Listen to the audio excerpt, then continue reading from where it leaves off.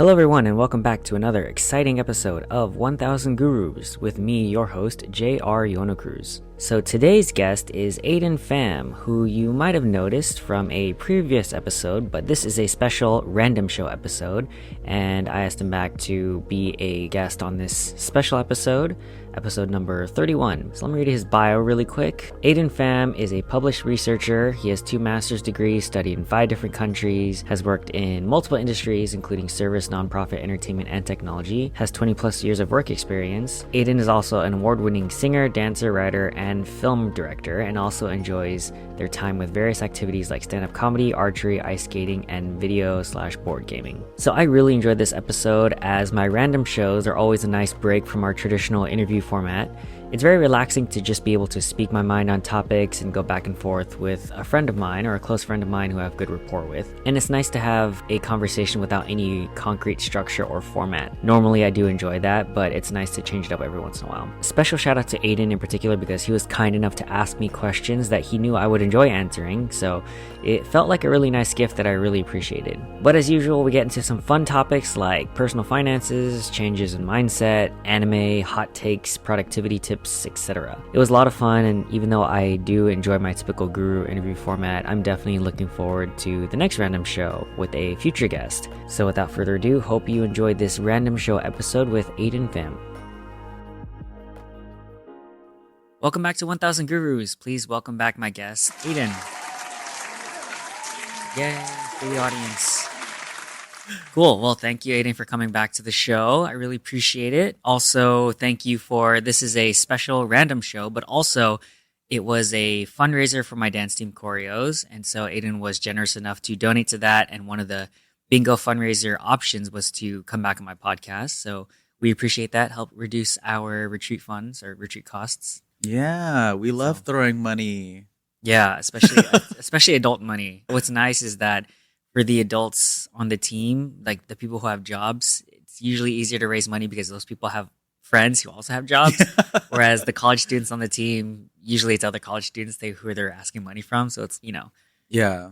I don't know if it's going to be possible for me to be a millionaire in this lifetime. So the closest I can get is throwing $20 at a college student. Okay. I was like, damn, I feel so Aeden. rich right now. Okay, Aeden, we love that you like throwing money at college students. Anyways, I also want to say appreciate you bringing these high noons for us to consume. For video, you can see that, but if it's audio, you can just imagine ASMR. Yeah. So yeah, we want to pop this open now? Yeah. 1, 2, 3. Cool. Nice. Oh my gosh. Now everyone's thirsty at home. Cheers. Nice. The delicious taste of high noon. Wow. Vodka, seltzer, pineapple. So for those of you who don't know, random show, it'll just be a break from our traditional format. So instead of having the whole spiel of interviewing him and all this other stuff, since we've already done that, instead of going into further topics on his expertise, we're going to go into a more of a casual, friendly back and forth, asking a question, answering it, and then we'll kind of move on, similar to episode 20 with my friend Julie. And so that's kind of like what we're going to be doing today. Yeah. Sounds good. Yeah. Aeden, would you like to start with your first question and or topic? I would love to start. And when I was thinking about what I should ask, I was like, dang, I feel like I've gotten so much from you and our relationship over the past couple of years. I want other people to benefit from that as well. Nice. So that meant my first question was going to be about finances. What motivated you to start learning about finances? Like, how did you get started? I know for me, I first became interested in finances when I realized I had no money. And I was like, dang, how do I change that 0 to something that's not a 0? Yeah. And move the decimal over a little bit. Yeah, exactly. Right.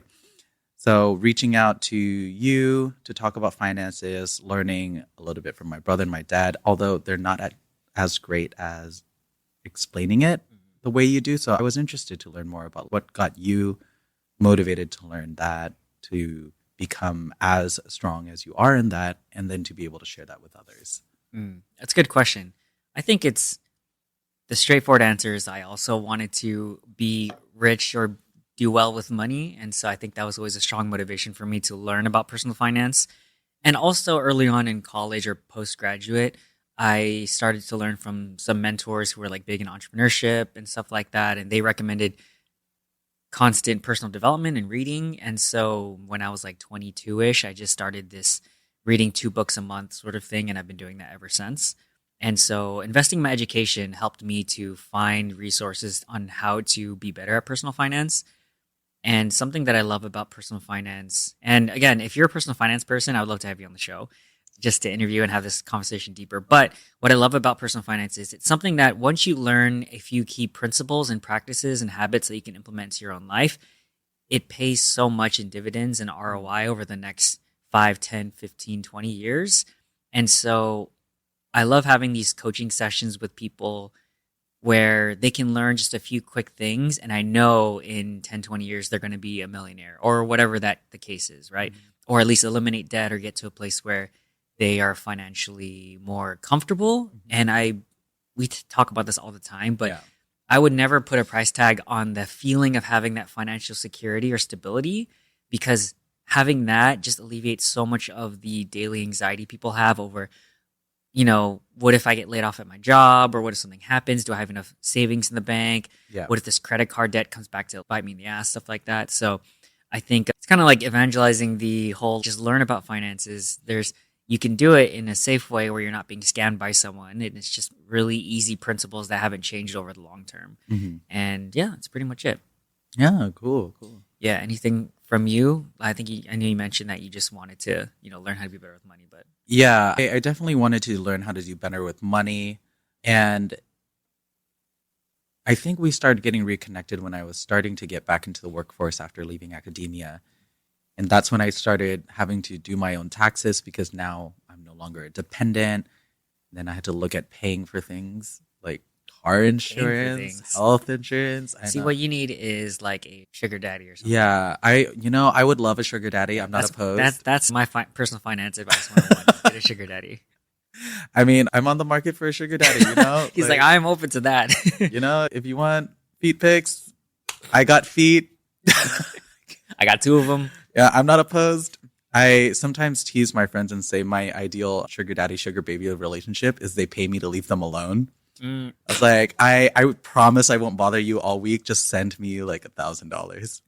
So you're saying your expertise is getting people to pay you to not bother them? Yeah. Hey, anybody out there, if you want me out of your life, just send me $1,000 and consider it done. I'm gone. If anyone falls for that, props to you, man. Cool. Any other questions on the topic? I know, we can go really deep into this, but I don't know if you had anything else that you feel like would be valuable. I think the most valuable thing for me was when you were talking about like prioritizing different buckets of money before looking at different levels of like how to use your money. I mean, I won't go into too much because, to be honest, I have notes, but they're not in my brain. No. So I'll leave that to you. Sorry, so you meant different buckets and what levels of priority? What do you mean by that? Yeah, I remember. So first we were talking about saving money by assessing like what is your at a minimum monthly spend, and then first meeting the goal of having 6 months in saving, then 1 year, then 3 years, and then after I have enough in savings, then I can start putting towards like a high yields fund, question mark. Yeah. And then after that, there was like other levels of investment, but it's always important to look at the first levels first before getting there, because there's no point in throwing money into the stock market if I can't pay rent. Right. If you can't pay rent, and or if like your credit card debt is 16% and you're trying to get 8% from the stock market, you're like, that math doesn't really make sense. Yeah. I'm not strong at math, so all of that was just gibberish to me, but yeah. It's okay. He's doing the right thing. He just can't communicate it. Yeah, exactly. The communication part is a skill, so I'll leave that to you. Yeah. So what he's talking about is kind of what I do when I have coaching sessions on personal finance with people. We kind of assess where they're at, where they want to be, and obviously it's tailored towards them, right? And I don't give them sort of investment advice. It's kind of like, you can do research and stuff like that. But the personal finance side of it is pretty straightforward, like principles of good personal finance. So let's say someone is in debt. We kind of assess where all the debt is at, credit cards, loans, etc., what the percentages are, and then a plan to either, if it makes sense to tackle that debt first, or simultaneously build their savings if they don't have savings.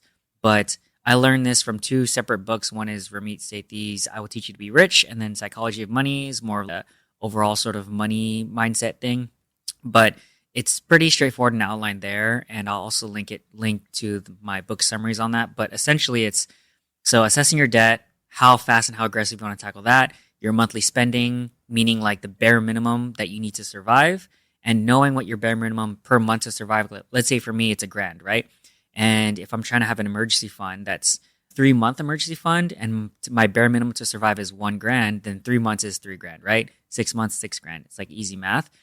And so getting to that 3 or 6 month emergency fund is super critical for you just in case something happens that you need that, right? Mm-hmm. So assessing whether it makes sense to tackle the debt first or simultaneously build your savings. And then from there, once you have a solid savings and your debt is at a good place, then we talk about investing. I think the problem that a lot of people have is they try to jump straight into, oh, let me invest in Robinhood, which you should not do immediately as a taxable account. Just my personal advice. You should try to open up a retirement account, which is basically an investment account, but it's tax advantage. So if it's an IRA, if it's a Roth or non-Roth, you either get an advantage back end, front end. This is going to mean gibberish if you've never done it before, but essentially always start with a retirement account before you do a regular taxable account. But that's like step 3, right? Beyond your debt, beyond your savings. And then it's after that point, knowing what your monthly spending is, and then kind of having that emergency fund, and then your debt, and then you start investing in your retirement account. Then once you max out your IRA or any 401k match, and then you kind of go into what else makes sense to you, right? But if you finish those first 3 or 4 steps, you're better than 80% of the people out there who live paycheck to paycheck, or they don't know where their debt is, or they just spend more than they make, whatnot. But it's all very simple, straightforward stuff. And then even if you get to investing, there's dollar cost averaging, there's index funds, there's retirement date accounts, a lot of stuff that we'll go into. But if we ever have coaching, or you can Google this stuff, it's pretty straightforward, nothing crazy or fancy, but it's very valuable to learn. Yeah, so this is a great segue to plug. If you would like JR to help you with your finances. Yeah, I'm always open. I'm currently building out a website for relationship coaching, but if you're interested in personal finance coaching, I've done about a dozen clients have set coaching sessions. It takes about, anywhere from 1.5 to 2 to 3 hours, but we address kind of where your goals are and how to get there. And, for me, it's not about the money. I will charge an amount so that you take it more seriously. But honestly, I think the value that you and my friends and, acquaintances get from it is huge. Yeah. I will say there was one year when I was working 1099 and I had JR help me with finances. We had a financial coaching session. I started saving up. And because I was on 1099 for the first time ever, I didn't realize how much the taxes would hit me. And what JR had set me up for was to be able to pay off $11,000 in taxes that year. And without that coaching, I would have been pretty screwed. And then I was also able to put a 10K down on my car. Nice. So invaluable financial advice. Everybody just hit up JR. Nice. Yeah. Thanks, man. I was going to say, I forgot my thought. Never mind. Yeah. Thanks for the plug. Anything else on that topic? Again, if you are a personal finance person, hit me up. I would love to interview on the show and we can talk deeper on finances, but thanks for bringing it up. I think that's something people should learn about. All right. You ready for my question? Ooh, bring it. Okay. What is one belief or mindset that has changed for you over the years? I guess I'll give mine first. So I think my perception of over giving or receiving gifts has changed over the years, because I think I don't want things that how do I say this?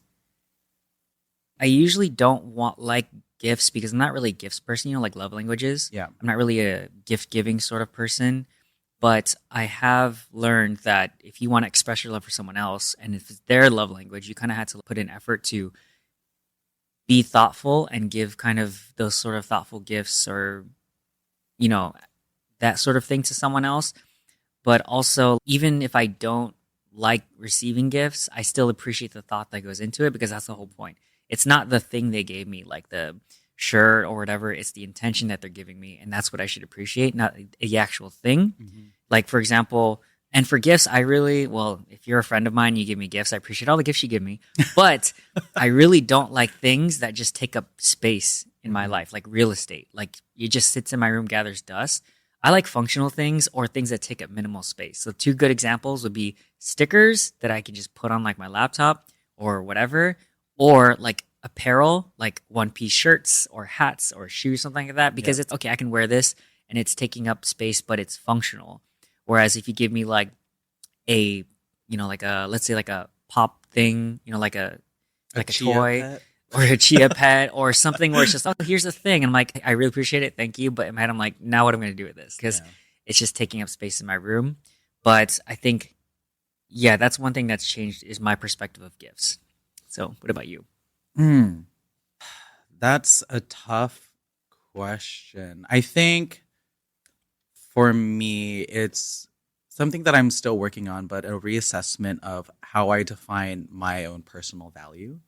I think growing up, it was ingrained in me, especially because we're Asian, that the value you have is like your subservience to the space or like to the authority figure. So I was a good person if I was a good student in class, or I was a good person if I was a good son at home. I was a good person if I was a good worker at work. And as I have gotten older and come more into my 30s and have moved around these spaces a little bit more differently, I find that that kind of mindset is actually quite harmful both for myself and for the space.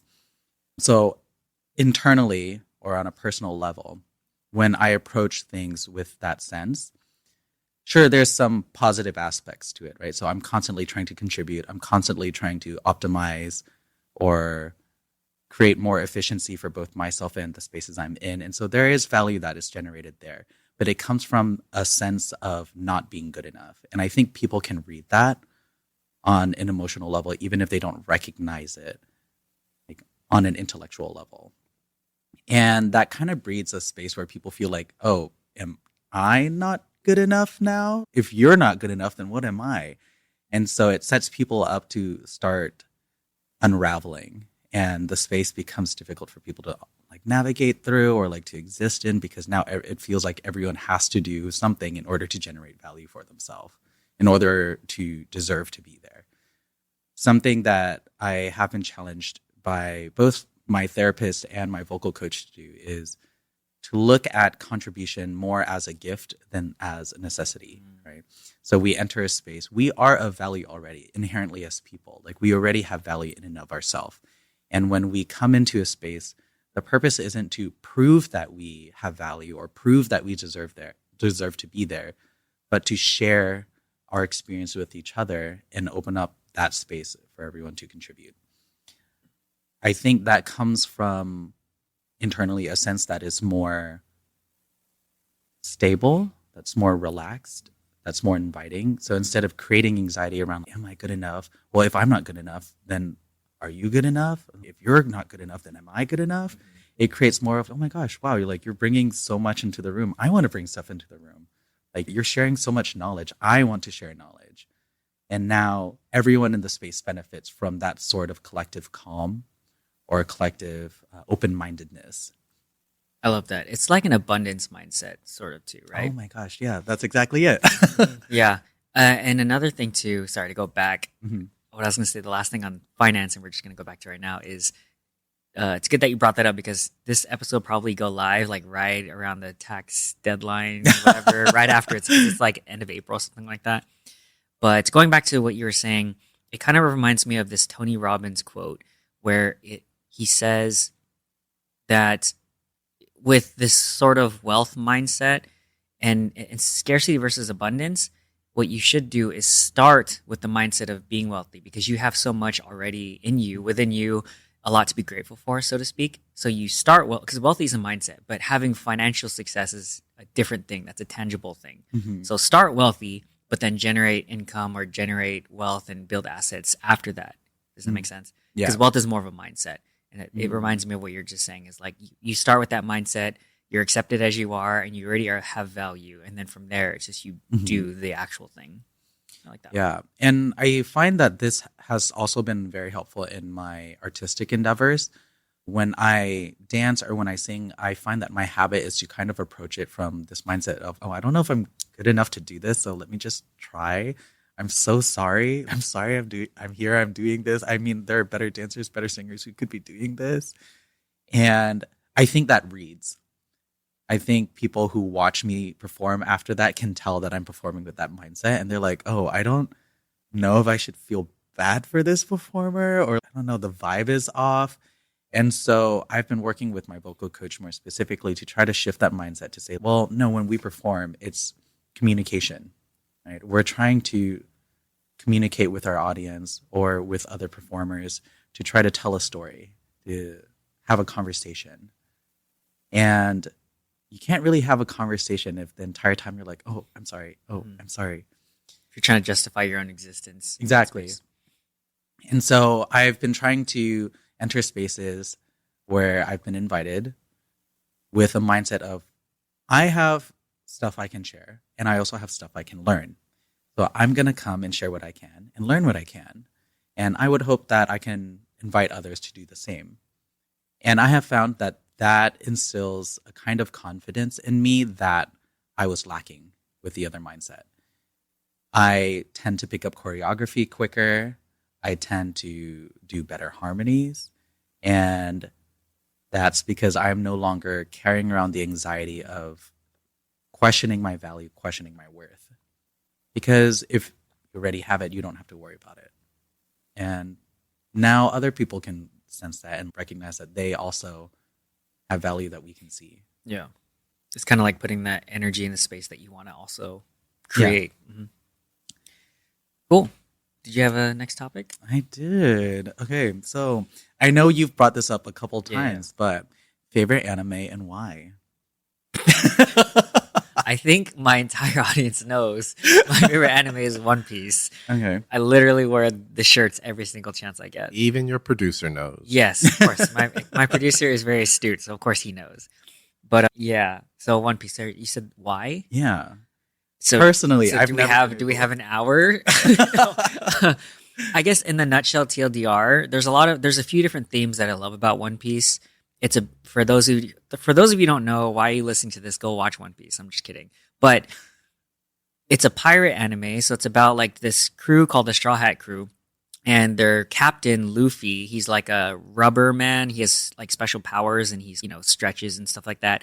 And basically, they're on a mission to become king of the pirates, or he's trying to be king of the pirates, and everyone else on the crew has their own dreams and goals, but they all come together to make his dream come true and have fun adventures together. And of course, along the way, they come across bad guys, people who, enslave other people or put them down or just oppress them, and they liberate them. And they're just going on this adventure to have fun. So what I like about it, aside from the strong theme of chasing your dreams and supporting your friends' dreams and the people around you and helping others, is also this idea, and I think I mentioned in my last episode that a lot of my life philosophies come from One Piece specifically, about like friends, family, found family, and how you interact in the group dynamic. And I think it's the biggest thing that I take away from that, and which I bring into my own team choreos and what I teach them in terms of culture, is that we're all built different. We all like different things. We have different strengths, weaknesses, goals, dreams, etc. And the best team is not a homogenous team. The best team is one that leans into our differences and relies on each other. Because Luffy, being the captain, is pretty much dumb and stupid and not competent in anything.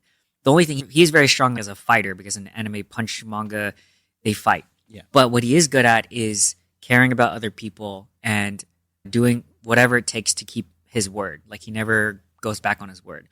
And so because of that, that integrity, his crew trusts him. And because they trust him, they will also put their life on the line for him and his dreams. And so they have a navigator who's the best navigator, a swordsman who's the best swordsman, a chef who's the best chef, but they all need each other to make this adventure happen. And they won't stop at anything but to make sure that each other protecting and helping each other.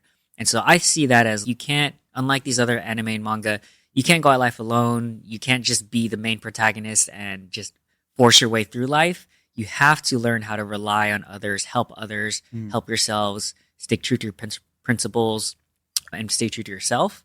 And I think that's what creates the best adventure. And it's not about getting to the destination. So finding the last island, the One Piece, the Laugh Tale is the goal, but the actual goal is the journey along the way. because Luffy's like, yeah, we may or may not ever make it to One Piece, but that's not the point. The point is to have fun with my friends. Mm-hmm. And so I take that away as well, is enjoy the journey, enjoy your friends, lean into that, accept people as they are, and that's how you build a great team. What was that saying? It's like the journey is the friends we made along the way. Yeah, that too.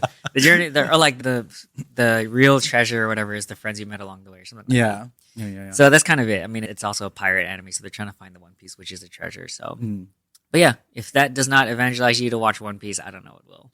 I feel like we're such different people when it comes to anime because I know One Piece is like 1,000+ episodes now. Like 1,100 minimum.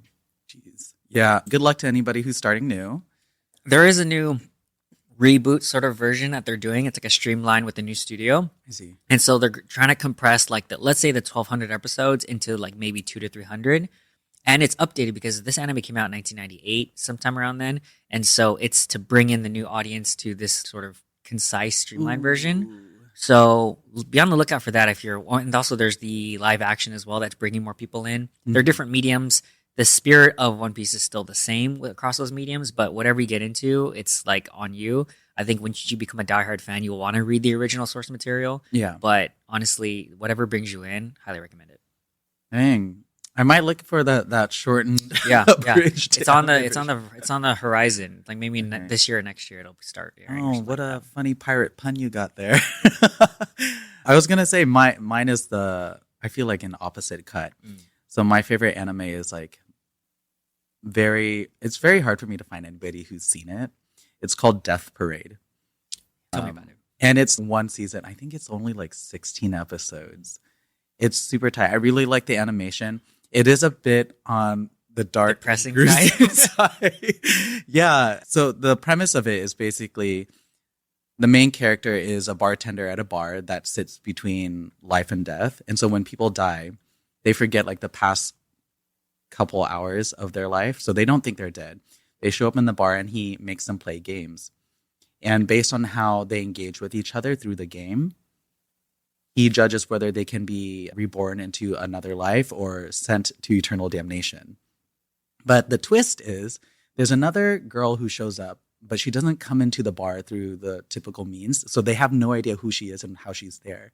So she sticks around as kind of like the viewer insert character, and she'll ask questions and she'll poke and prod at his philosophy, being like, why did you do that? Or like, why do you assume that? And so it really challenges like a philosophical approach of like, how do we judge people? Like, why do people behave the way that they behave? And the last episode took me out. Like emotionally, I was wrecked. I was like, dang, I spent all season with these two people, just watching them judge people left and right. And in the end, I was like, so everyone dies in the end? Oh man, it's so dark. It's so rough, but I love anime for that. Especially like psychological or philosophical anime. I think it provides a great avenue for us to have really deep and profound conversations about how we view things and our perspectives when approaching people of different background or different thought processes. I like it. Quick take before we switch, but I've just started watching this anime called The 12 Future Diaries. Oh, have you watched or seen it? Yeah, I don't know where I got this rec from, but like it's very dark and violent and all this. And there's some plot holes, but I really like how like fresh it feels because it's like a psychological thriller.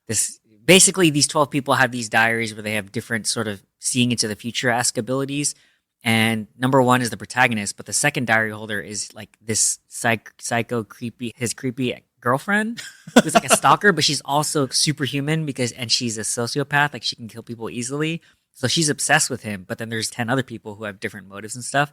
But it's very creepy, psychological. You're not really sure what everyone's motives is, but it kind of gets revealed. So it's kind of like a murder mystery as well. Yeah. But heavy on the action, the thriller, the violence, the romance, and all this other stuff. I also watched that one. I thought it was interesting because I was watching this breakdown of it. And so number one and number two are a couple. Yeah. But one of the other future diaries is a couple diary. And so their diaries tell of each other's future. And the reviewer who was talking about this anime was like, oh yeah, like the main character, he starts out as a pretty pathetic person, like a awful guy. He's like willing to let his psycho girlfriend like die for him. And everyone along the way that they meet and like that they engage with are always trying to yell at him to say, dude, you need to be a man. You need to grow up. You need to figure out what you're doing and take care of your woman and all this stuff. And I was like, wow, I never really looked at it in that way because they're all just trying to kill each other. Yeah, they're all trying to kill each other. But then they also kind of help each other at some point because they're trying to kill other people. And then, like you said, they're also trying to help coach the like number one dude. Like, hey, you should be better. And so usually I hate those protagonists where they're like wimpy and they don't stand for anything and they're kind of cowards. Yeah. But, you know, he develops over time. But I'm still watching it. But yeah, it was interesting. Just reminded me of that. Yeah. All right. My question is, I think it's either or. So what are some hypocrisies that you notice either in society or the people around you in your communities, or any hot takes? Ooh, you trying to get me canceled. Ideally, yeah. Let me go first and you can, like formulate yours because I already have an answer. So mine is, so you know that's, we joke about this in stand-up comedy all the time. So you know that the stereotype of how Asians or Filipinos eat dogs, and we obviously don't, but it's one of those things, right? And what bothers me is that the people who are so adamantly against the idea of eating a dog or something like that, like a commonly known house pet, is that they are also avid meat eaters. Yeah. Meaning they'll eat slaughtered cow, chicken, pig all day and they won't bat an eye, but it's, oh no, a puppy. but they're bred to be, you know, like a companion and they're intelligent. Excuse me, a lot of these animals that you eat are also intelligent. Yeah. They might not be bred or genetically modified or put in cages with eternal darkness and they're just fed and then kept there and then slaughtered inhumanely. But apparently you're fine with that, but you're not fine with eating a dog. And I'm not advocating to kill puppies or cats or all that stuff, right? I'm just saying that hypocrisy throws me off because we'll go to Korean barbecue right afterwards. But then as soon as someone says, oh yeah, you know, people eat dogs in some other places where they're like very starving and they need food and stuff like that. And they're like, oh no, that's so terrible. I'm like, you're not a vegan. So why, what is this hypocrisy? So hopefully that makes sense. It kind of just bothers me that like they have this double standard. I'm like, a dead animal is a dead animal. If you're going to enjoy the meat, then don't be a hypocrite and be like, oh no, we just eat the puppies. Yeah. Yeah. And also you're contributing to pollution, which kills all the animals in the ocean. So again, it's very complicated, but that's something that takes me out. Man, I feel like we can talk about this for forever. I have so many hypocrisies that just jump out at me and I'm like trying to choose one. It's like, which one? Where do I start? Yeah, I think the first one that really comes to mind, probably because of like the political climate and what my Instagram algorithm is sharing with me. But the hypocrisy I find that irks me is when people talk about like pro-life things and then vote against policies that help to ensure that when life does occur, that it's a life worth living. Yeah. So I'm like, personally, I am like all for life, right? If I could get pregnant and then I could keep the child, then I would, because life is precious to me. But I also recognize that I am not the one carrying a child in me. So I don't get to make that decision for someone else. But what I can do is make sure that if someone chooses to keep a fetus, keep a pregnancy, that when that child comes, there is a life worth living. There are institutional support to make sure that that child is supported, cared for. So that's things like education, food and water, housing, right? And these are all things that people who typically, not all, but typically call themselves pro-lifers vote against. Because their mindset is, well, if you want it, you better go work for it. And I was like, okay, how are you going to have a newly born baby go work for like food, you know? And if the mother needs food to get the food to the baby, should the mother not have food? Yeah. Like, hello? My friend put it succinctly this way. It's the hypocrisy of people who are pro-life, but they're actually pro-birth, not pro-life. Yeah. Because if you were pro-life, you would be supporting these initiatives, policies, things that government can do that can support life in a healthy way and, you know, fairly and, you know, with equal access. But you're actually pro-birth. You just want the birth to happen, but you don't give a crap about the baby afterwards, especially like considering their skin color or their demographic or their parents' economic status. Clearly that's in play. Yeah. So yeah, that hypocrisy is so glaring. And I think it's especially interesting because as the world becomes more globalized and more interconnected, we are able to access and view what is happening around the world on a more consistent basis. And especially since our government has a hand in international affairs, as someone who studied international relations, international politics, for me, it's kind of like what we do at home is also what happens abroad. So the policies that we vote here have real impact, not only on the people here, but the people everywhere. And it's frustrating to me when we say, oh, we're pro-life, but yeah, let's just pass like a couple $1 billion to send bombs to another country. Right, let's bomb another country. Yeah. Exactly. So you're pro-life, but not that life. Yeah, that's really what's frustrating for me, because I was like, if you're going to call yourself pro-life, recognize that words mean things. Words have power, and own it. I'm okay if you want to be like, I'm a pro-birther. That's all I really care about. Just recognize it and own it. Right. But don't claim something that you're not, and then try to use that as a weapon with which to disarm others. That's not productive. Right. It's like a double standard. And so I agree. I think like people can have their own values and morals and principles and what guides them to make decisions and stuff like that. Mm-hmm. What bothers me is the double standards and trying to use those wordings to empower yourself and what your agenda is, but disempower other people with the same words and the same meanings, but kind of just flipping it around. Again, that's what kind of bothers me about the politics nowadays, is that sort of thing. Yeah, and it's always, that kind of extends a little bit into the hypocrisy of like, well, you shouldn't persecute me for my beliefs, but let me persecute you for yours real quick. Yeah. And that's where I get frustrated with some like of the religious arguments that go behind pro-life or like pro-birth. It's, oh, like my religion says I have to protect life, so I'm going to force you to carry this pregnancy. And I was like, didn't we talk about like separation of church and state? Can I just do my own stuff? Like I'll take care of mine and you take care of yours. And then that's when they're like, oh, but you're persecuting my religion now. And I was like, what are you talking about? That doesn't make sense to me. You are the predominant majority religion of this country. Like no one is, we're saying you can do whatever you want. Do what you want. That grinds my gears. Yeah. I'll add in one more thing if we're not already canceled by this. People are like, oh no, it's a political podcast, it's a religious podcast. I'm so sorry. No, it's not. But see, okay, I'll speak on this as a Christian too, because I'm a Christian, and some of the hypocrisy I see in the Christian community, at least in my space, is like the whole pro-life is one thing, but also the whole fact of there's a lot of groups that are Christian groups and religious groups that are like anti-immigrants and helping the poor and the homeless and the sick and all this other stuff. But it's like, guys, what did Jesus do? Literally wash the feet of sick people and, protected the immigrants and welcomed them in, all these other things. But then you do the opposite things, and yet you claim that you're a Christian. Again, it's the hypocrisy that bothers me. It's not standing on your morals and principles. It's double standard for you saying I have my values here, but when it's in this case, in the exact same instance, I'm going to flip it around and say, no, actually not. That's just what bothers me a lot. Yep. There's a lot I could say about that. Yep. Let's save it for later. I think that was enough spice in the rack. I think your turn. Okay, my turn. All right. So I know you do like karaoke sessions with a group of your friends. I'm just kidding. Yeah, I mean, because I'm Filipino. Yeah, exactly. Because my friends are Filipino. Yeah, exactly. We sing karaoke. Are you going to cancel me now? No, we do. We generally, because we're Filipino, we sing karaoke. Yeah.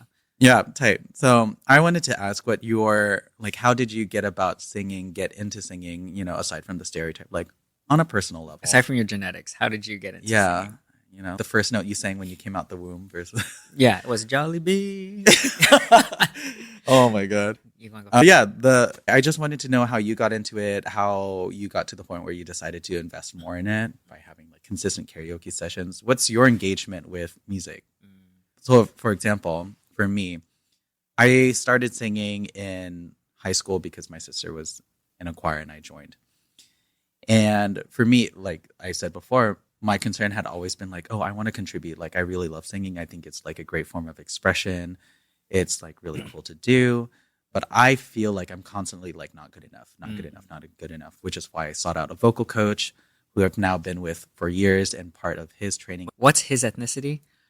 So he's Filipino. I knew the answer to that. If anybody's I know I've talked about my vocal coach a lot, so shameless plug for him. His name is Glenn Clancy, Glenn, last name Clancy, CLA. Wait, how old is he? Do you know? He's in his 40s now. Okay, so Kuya Glenn. Oh, sorry, my God. To throw that in. Shout out Kuya Glenn. Thanks for teaching Aeden your singing. My God. Well, we weren't canceled now. Hey, I'm Filipino. I feel like I can make that joke. Okay, go ahead. Yeah, but a lot of his emphasis is on reorienting our mindset around music and how we engage with music. Because if you have a positive relationship with music, you will naturally search out more things to do with it.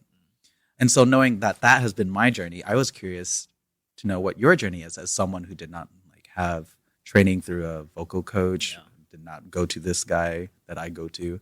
So like how did you get from birth to Birth to consistent whatever I'm karaoke singing. sessions? Yeah. I will say it's a little bit different for me because I know you're consistent and intentional about growing your vocal skill. For me, it's always just been a fun thing. I did not sing out of the womb. I didn't have any vocal training. My friends and I, we kind of just do it for fun.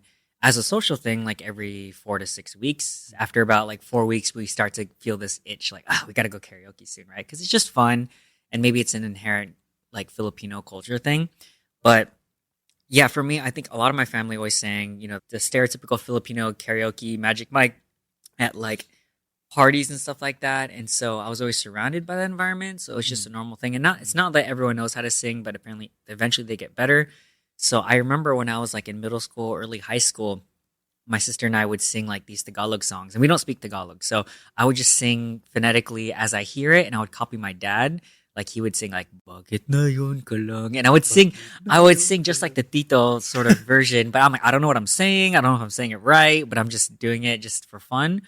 And then I think eventually after college, I never really sang formally just for fun. And then after college, I started to like, okay, let me just try practicing and trying to sound good so that I can enjoy the act of singing.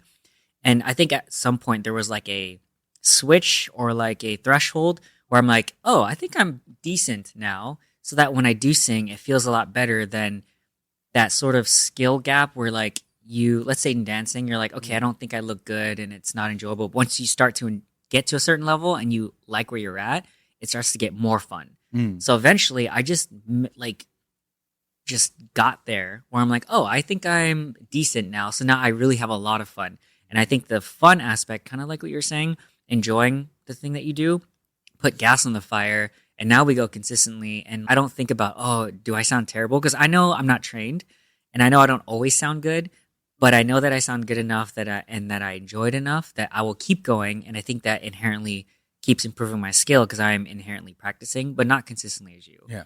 And to be fair, guys, I don't really sing that well. Aiden actually sings really well. Like he went to karaoke one time and we're like, damn, this guy's a real singer.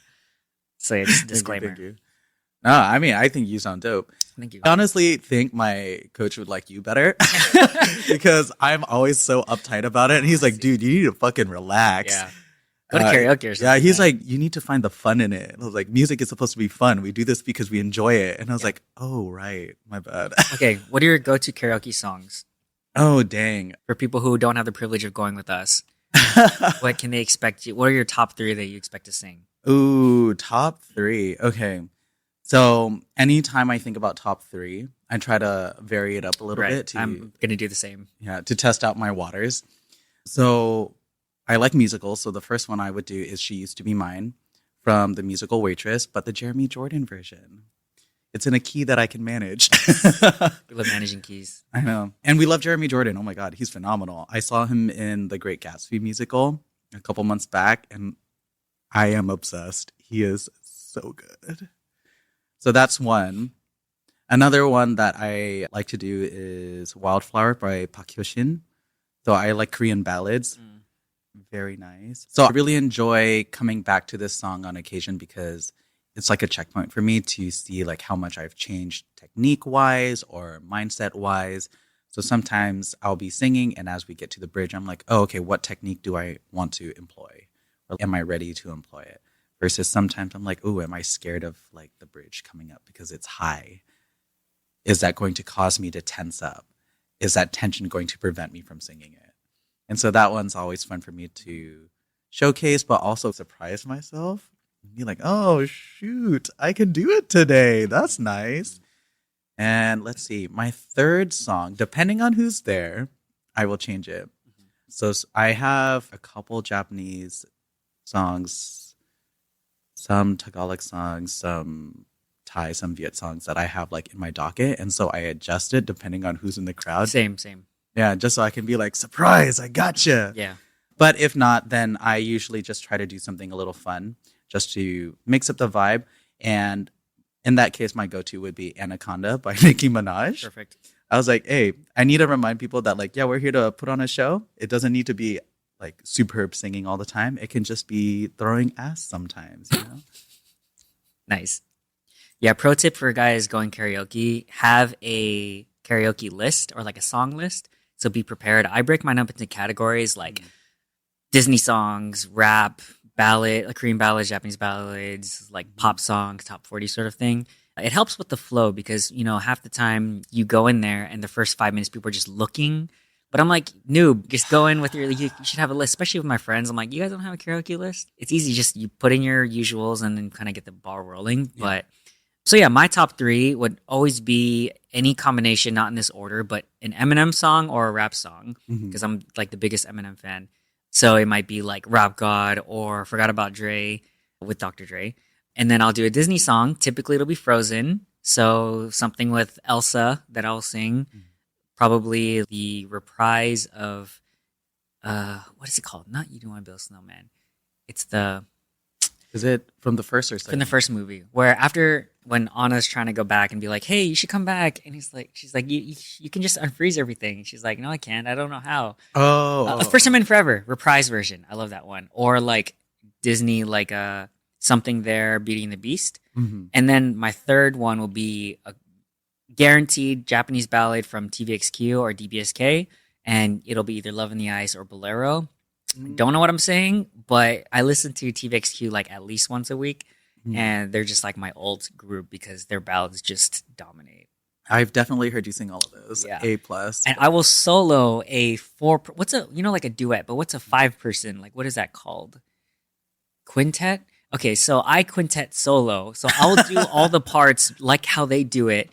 And like even in Beauty and the Beast, right? Yeah. I will sing both Belle and Beast. Yep. And so I'll switch back and forth like, something sweet. Like, so I'll go back and forth. But even for TVXQ, I will switch between like the vocals of all 5 of them. Yeah. Because I'm just so psycho like that. But yeah, if anybody wants to see JR's Beauty and the Beast rendition, it's actually on Instagram. We have a viral video for JR and Blessy that had like 1 million or something views, like a couple 100,000 likes of me singing at a karaoke bar, like at a restaurant. And I switched back and forth between the guy and the girl.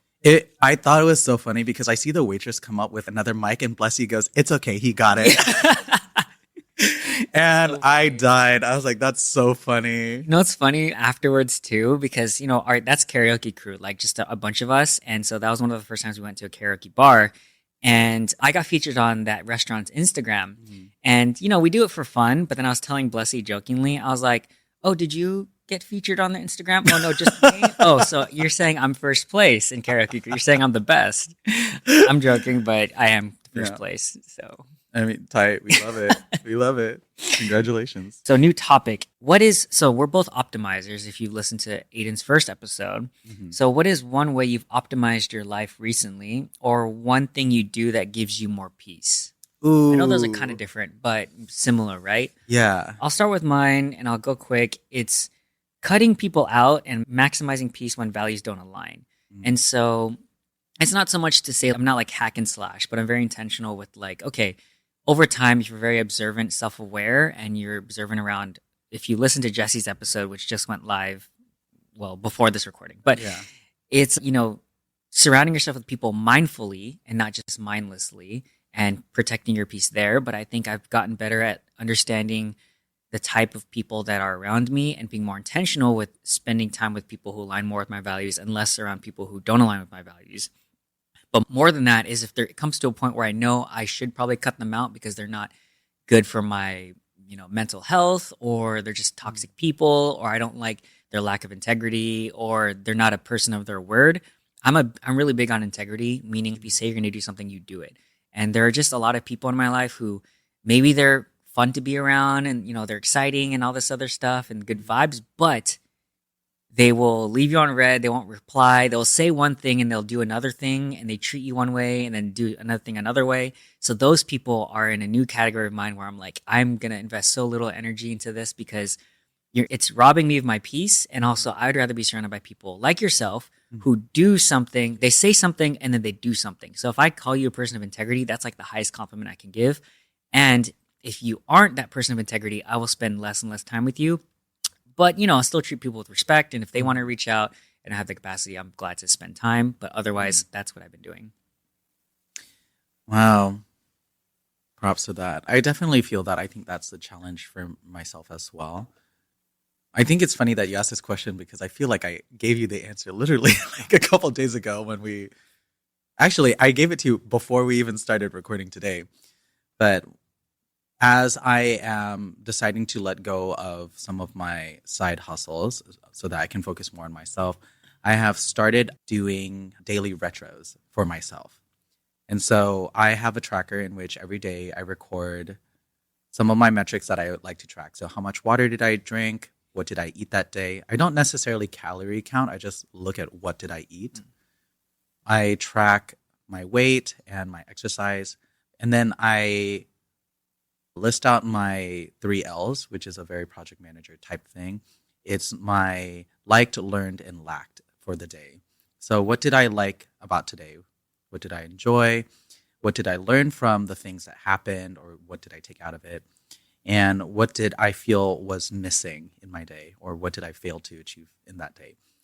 And this daily practice, I think, has really forced me to, in some instances, sit in silence. Because I'll sit there and I was like, what was the day? What did I do? Where did I go? Who did I talk to? And I found myself yesterday actually sitting there trying to fill out this retro. And I was like, oh, I have a ton of stuff I liked. Great session at the studio. I had fun dancing. I got to talk to folks that I hadn't spoken to in a while. I was like, I don't feel like I learned anything, and I don't feel like I lacked anything.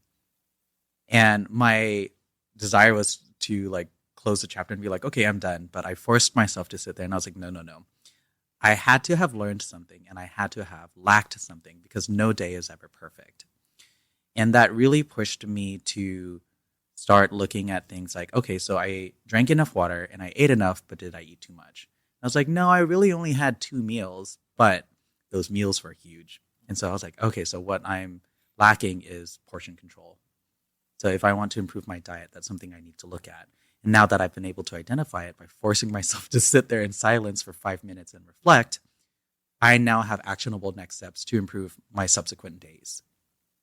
And for doing the same thing with the learned section really helps me to find gratitude for that day. Because if I didn't learn anything, I just liked it, I feel like I'm kind of just passively rolling through my days. But I focus on, okay, what did I learn? And I try to make these distinct from my liked and my lacked. So I wouldn't say, I learned that I lacked XYZ, or I learned that I liked ABC. So for me, I was like, okay, in today, I learned that sometimes it takes me 5 minutes to figure out what I learned. Sometimes it takes that silence. Okay, great. So now that I know that, moving forward when I do my retros, I know to allot myself a little bit some quiet time so that I can appropriately fill this out. And the nice thing about this is because I'm able to plan so much of this out, it makes my subsequent days a lot more calm. I don't feel as stressed to be like, oh my God, what am I doing? Like, what happened today? I don't need to question that because now I know, because I've reflected. And I've also found that as I do this, each of my subsequent retros get longer and longer. I have like more to say each time. And so I find that my new challenge now isn't to just fill it out, but to fill it out more precisely, to pinpoint more things versus have like huge overarching things. So daily retros, love them. Yeah, I like that. And I think if you have one takeaway from this, if I'd recommend something to improve anyone's life immediately, or I guess significantly in the long term, is to have daily reflections or consistent reflections, whether that be weekly, monthly, or yearly. I mean, I do all those. I do daily, weekly, monthly, yearly. But if you do that, that can orient you more towards your goals rather than kind of mindlessly going through your day or your life. And I think that'll help you to achieve like what you really want, and you'll understand yourself better, which is a theme of this whole show is self-awareness and really knowing who you are. I think you can't do that unless you're intentionally reflecting. So it's a good practice. Which I think it's really funny to me because I feel like this takes me full circle. This is the kind of practice that I learned from you and I wanted to do because I've heard about and seen your daily, weekly, monthly, yearly reflections. And that's how I'm trying to set myself up because I want to also increase my own self-awareness as I encounter more people who are like, I'm super self-aware and they aren't. Mm-hmm. But going back to hypocrisies, right? Like things that just irk me. Yeah. I like it. Okay. We have room for one more. So that's your court. Ooh, okay. Juicy. This one is a little self-serving for me just because I would like to learn more from you. As someone who's been in project management for a number of years, what are some of your top tips, things that you find to be most useful, most effective, that you think anyone can benefit from? Okay. Would you like to go first? Oh, right. God, I have to take my It's a great question. No, it's a great question, but would you like to go first? Yeah, I think something that I learned in project management, which I have found to be very invaluable, is my manager told me as a project manager, if you don't know it, no one knows it. And so always ask questions, always ask for more. And I think that has helped me to not only become a better project manager, but become a better communicator. So now even in working with friends or even on a dance team or in the vocal studio, sometimes I'll just ask questions. And I'll just keep asking questions. And I find that not only helps me to better understand what's going on, where people are coming from, how to navigate relationships, but also puts me in a position in which I can now help everyone or I can contribute to everyone. You're facilitating the conversation. Yeah. And the information flow, which is critical for a team trying to achieve something. Exactly. And I think for work, the teams are very formalized, but in a personal or like interpersonal relationship, it's not as formal, but the impact is the same. So I find that being curious, being open, and being willing to ask questions is a huge, huge strength of a project manager that pays in dividends in all areas of life. Nice. I like that. Highly agree with that. So I'll throw in another one that I think is very helpful is I think one of the biggest and most important things I've learned in project management, team building, stuff like that, etc., is like empowerment of your team.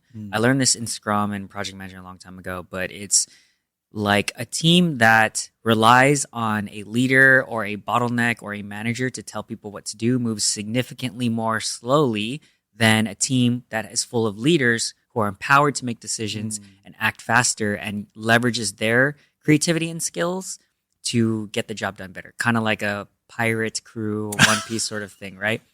And leading into this thing is how do I empower people to make them do better work? And on top of that, it's how do I get them to buy into an idea that will improve everyone's lives or the whole process? And I think just on that point itself of buy-in, it's so important to get people to buy in, and it's not by me telling you what the right thing is, but it's to engage everyone in the conversation of how can we improve this?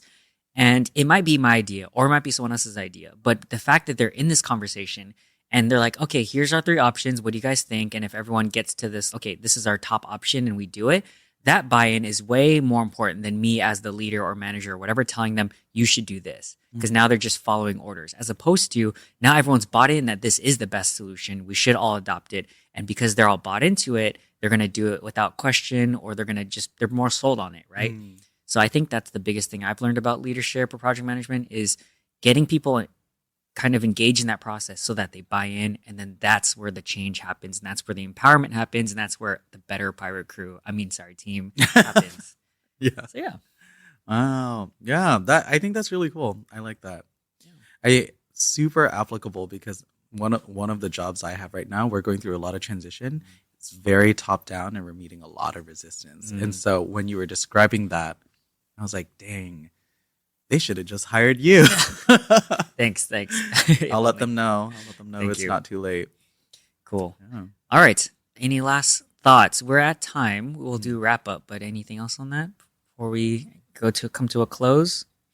For people who like to be organized, I would say get some sort of board going. I think board board management or like a project management Or board. like like a Trello or some sort of thing that, or like even your own Post-it notes on the wall or something, right? Yeah, that I find has been super helpful in helping me manage even like small things from like everyday tasks to big things like year-long projects.